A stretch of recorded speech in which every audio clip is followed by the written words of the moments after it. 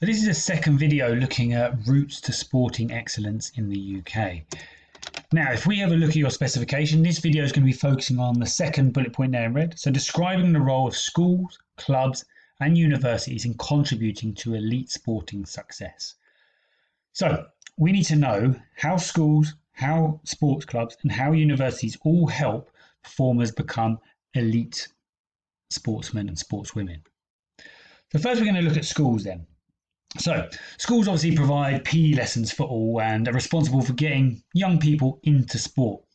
They also offer extracurricular clubs, an opportunity for students to excel in particular sports.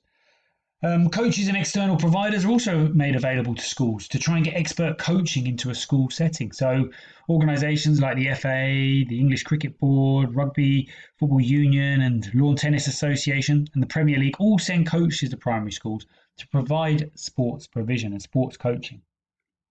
As well as that, schools also offer a range of qualifications in sport, such as GCSE PE, A-level in PE, more vocational courses like BTECs and apprenticeships, as well as the Sports Leaders Award.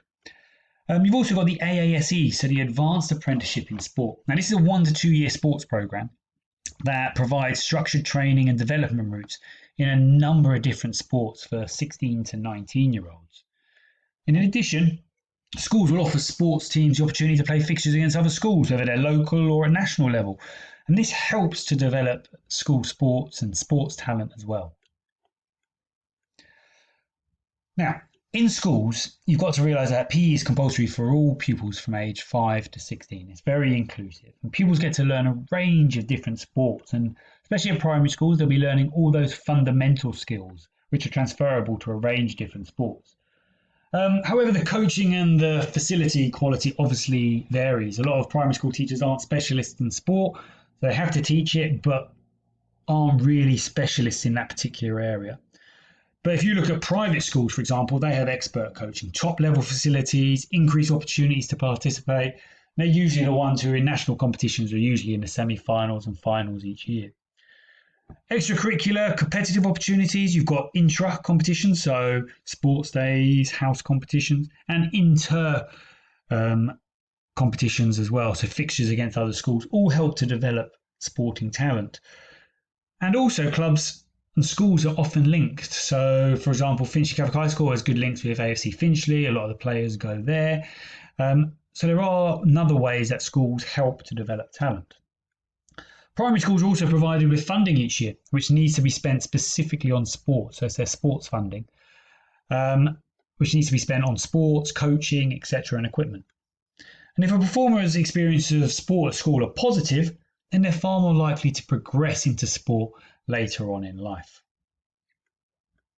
Now, regarding clubs in the UK are usually organised through national governing bodies like the FA, LTA, RFU, and they often compete in leagues and national competitions. And this level of competition is vital for potential athletes to be exposed to, because that's what they're going to eventually hopefully go on and compete in. So sports clubs and coaches have to nurture and encourage talent. And also clubs offer specialised coaching and regular fixtures, and usually have a progression from sort of club level, county level, regional, academy, up to national team. There's all these different levels in place to help promote sporting talent. So clubs can include places like Shaftesbury Harriers for athletics over at Allianz Arena. Their competition is frequent. They've got specialist athletics coaches over there and specialist facilities and equipment for all the different athletics events. Some clubs might provide concessions for players, so it helps with their match fees or their gym membership or their yearly subscriptions. There's going to be talent identification and scouts at different competitions, so you can maybe move up to the next level if you're good enough. And also can provide them with basic medical support like physiotherapy and stuff like that. So there's a range of different things in place that clubs can offer to help promote sporting talent. Now, universities also help with this promotion of elite sport. So universities offer scholarships and bursaries to a few individuals who are in elite sports training. So this could include things like free membership to the uni sports centre, physiotherapy, strength and conditioning advice, that sort of thing. And some universities are also host centres of sporting excellence and are linked to a particular sport. We'll learn a little bit more about that in a bit. If you look at the Beijing Olympics, 58% of Team GB came through the university sector. So universities play a really vital role in preparing our Olympic teams. A great thing about university sport is that it combines performance with study. So most universities now will offer sporting scholarships and bursaries. You get to compete at a very high level, so national level competitions if you're representing your university team. They've often got specialist facilities for sport. If you look at Loughborough University, their sporting facilities are absolutely unbelievable. Most universities have sports science research centres, so athletes get that benefit as well. And they also have world-class coaches that are employed specifically to develop the sports at their university.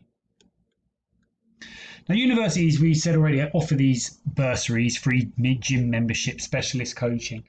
And they also have additional funding through a Talented Athlete Scholarship Scheme, or the TASS, which is a government-funded scheme. The facilities at most universities are really unbelievable. You need to go away and research Loughborough University, Bath University, to have a little look and be able to bring up a few examples in your answers to show what these university facilities are actually like. For example, Loughborough has an Olympic-sized swimming pool there.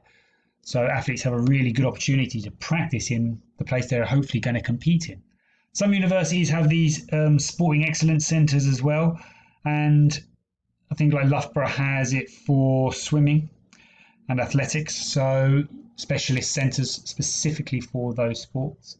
And Loughborough University is also an EIS, English Institute of Sport Centre. So developing sports science research as well. So hopefully you've understood now a little bit about how schools, clubs and universities are all involved in this talent identification and progressing pupil or athletes to an elite level in sport.